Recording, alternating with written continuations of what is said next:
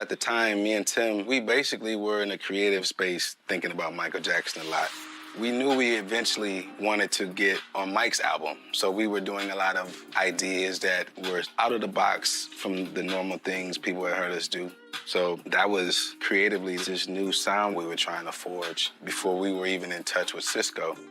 At the time, Tim was sampling a lot of Wes Montgomery, which is where the original sample from Thong Song came from. Ta-da, Wes Montgomery. It was his version of Eleanor Rigby, obviously from the Beatles. I started off with just this. That's all I heard, just that part, and I just kept looping it.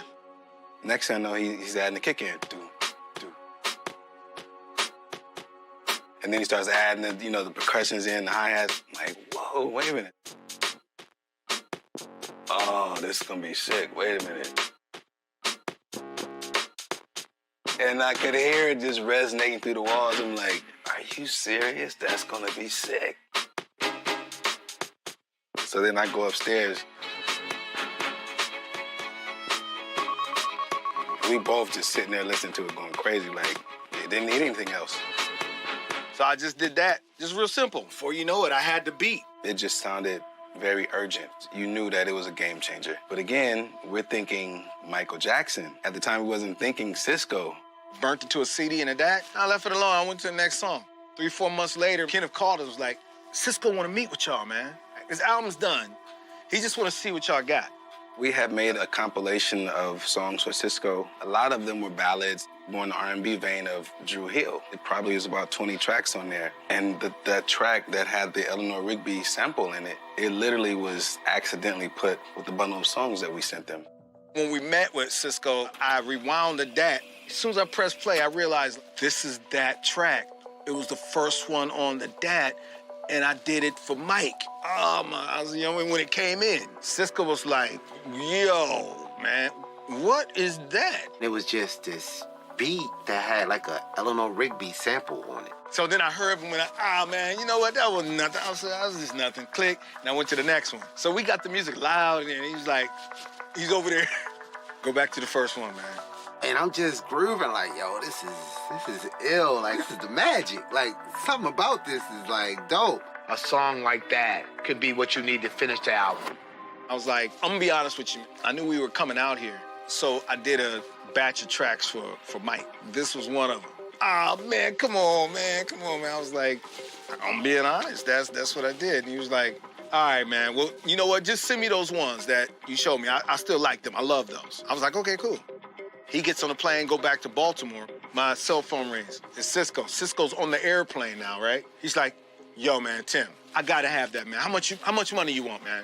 I'm serious, man. Like, if you say I can have that, when I land, I'm gonna jump on another plane and come back. And then I'm like, really? If an artist like a song or a track that much, we gotta give it to him, man. Even though we had it for somebody else, and he already heard it on top of that. I messed up and played it, but I'm like, all right, Sisqo, man, you got it. Next day, we're in the studio. When Sisqo came back to LA to record it, that's when the track was ready, but there's no song, there's no lyrics. So Sisqo's writing, trying to figure it out. So I heard the melody first, but the words didn't really click. So I had a date that night. We get back to the crib. So we making out, and I'm rounding second base. She decides she wants to get up and strip. It's the first time I had ever seen a thong. And it was glorious. I'm like literally writing the song, talking about the date that I was on. The dress was so scandalous, you know another guy could handle it. This is like real life. The next day, my friends come over. I tell them, gather around. This girl had on a thong. And they was like, a what now? Needless to say, all my boys was like, literally like on a pilgrimage, like, you know, Lord of the Rings or whatever, to go find the thong, right? This is really what happened. I shit you not. And so when I get to the chorus, I didn't know what I should say. My friend comes in, and he like, yo, stop the music, boom. Yo, I was with this girl last night, and guess what she gave me? I was like, what? What did she give you? And he was like, that thong, thong, thong, thong. Just like that. I was like, yo, what if right there I was like, what if I said that thong, thong, thong, thong? They was like, haha, that's funny. Yeah, you would never do it. I was like, I think I'm gonna do that. I think I'm gonna say that, dude. And by the time I got to that part, everybody in the room said it with me, like, dong, dong, dong, dong, dong. I was like, look, it works. We got it, yo. It's a hit. That's a smash. That's it. It's funny, because Tim calls me, and I hear the music going in the back, and he's like, hey, Bob, man, guess what the name of the song is? And I said, what? He said, Thong Song. I said, Thong Song? Really? I was like, how can I show my mom I'm talking about some thongs, man? We definitely had some reservations in the beginning. So me and Tim, we've always been 100%ers, meaning we did all the music, and we also wrote all the lyrics, did all the vocal arrangements, everything. Here comes Sisqo. He's like, all right, I got this, I want to do this like this. And we were like, whoa, whoa. The Eleanor Rigby sample was a hurdle for me. Eleanor Rigby is Eleanor Rigby. This song needs its own music. I was like, yo, I'm going to rewrite the string line. So I hired some people that played on Star Wars to play the string line. My name is Bruce Dukov. I'm a violinist in the studios in California, and I've done, to this date, over 1,800 feature motion pictures, not to mention television films and other things, and I'm the violinist on the Thong Song. I got the call from Def Jam Records to do this session for Sisqo. Of course, I didn't know who Sisqo was. I went to that studio. Sisqo was there. I can't remember what color his hair was, but it was different. So they played me a track, and it was very Eleanor Rigby-like. And then he was humming a part that he wanted me to play as an obligato. And I thought, is this something like this kind of sound you want to have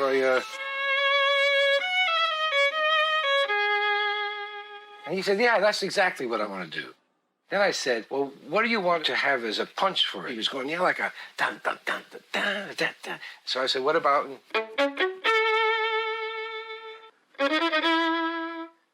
And that's all going underneath. So this is basically what you hear.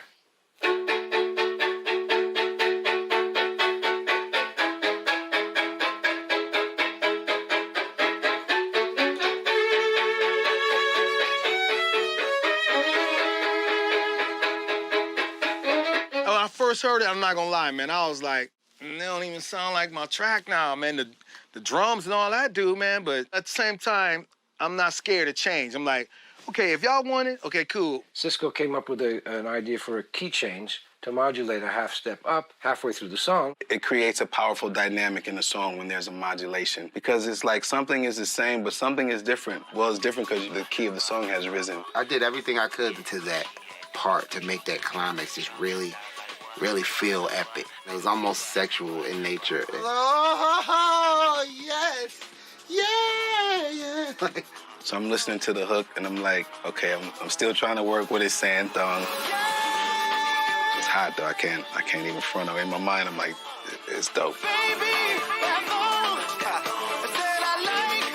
I got to give it up to him. And it worked.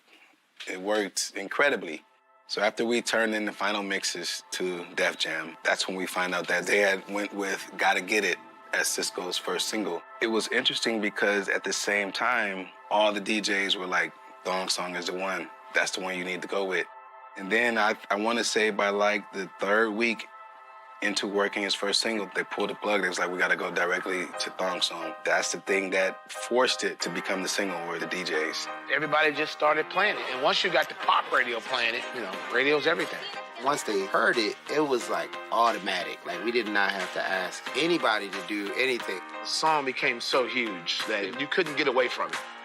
I just remember that some friends of mine heard a song like that, and they said, did you hear that song, Thong Song? It's got this great violin thing going on it. And I said, no, I haven't heard it. And it dawned on me, maybe that's the song that I did. Thong Song took over the world. Thong Song took over radio. Thong Song took over the album. You forgot about the first single. It was all about the Thong Song, and it was all about that video. This thing right here.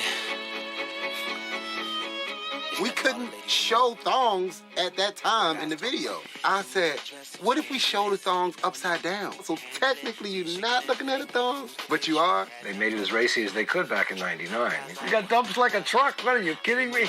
Wait, let's be clear. When I said dumps like a truck, I did not mean anything about poop. Like, when a dump truck backs up, like, beep, beep, beep. That's what I was thinking. Like, you know, she was backing that ass up and like a dump truck. I kind of had like my own idea of what the video should be. I saw this thing on Bugs Bunny. Elmer Fudd was chasing Bugs Bunny and it was like literally running on top of people's heads. I was like, yo, I have to do that. Let me see that. They even got this meme. Jesus walked on water, but Sisqo walked on bitches. That's blasphemous and true.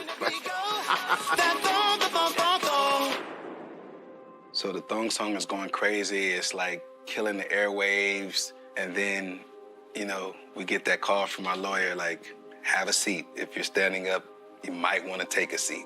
You know, that's when all the drama started. I get a call from Def Jam.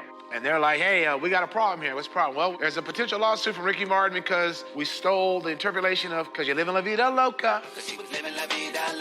When he said that, I went back and I remember, I'm like, Sisqo, man, we gotta clear that. Sisqo had assured us, like, oh, I got a relationship with Desmond Child, who wrote Living La Vida Loca for Ricky Martin. We good. That's a phone call. Here we go. Lawsuit. And then the negotiations started. You know, we went back and forth with how much they thought they should get for the song.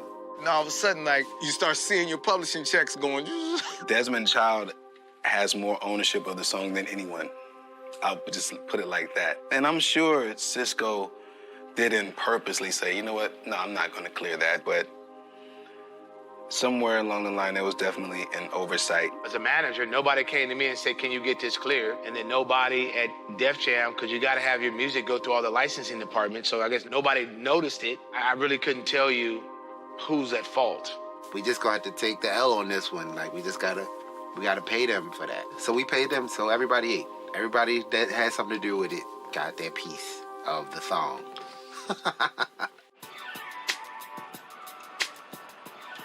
The legacy of the Thong Song is introducing the world to thongs, yo. That song was more than just the thong. The fact that my hair was silver and I had on this like leather clothes and the dragon and flying around in my videos. And then you got like artists today who dye their hair every color of the rainbow and just expressing themselves in different ways. You can't explain when songs go that big like that. That put us in a different bubble of producers. After Thong Song came out, like in the midst of all the craziness, John McClane calls us and he said, I'm calling you under the instructions of Michael Jackson. He wanted me to call you guys and to tell you, and I quote, if you can give me something hotter than Thong Song, meet me at this address. And it was the address to his recording studio, coming full circle to end up that we actually get the call from Michael Jackson because he loved the Thong Song. And it was amazing. That's the beauty of when you're on a path. You don't know where you're going to end up, and that's where all the good stuff is. It's in the journey.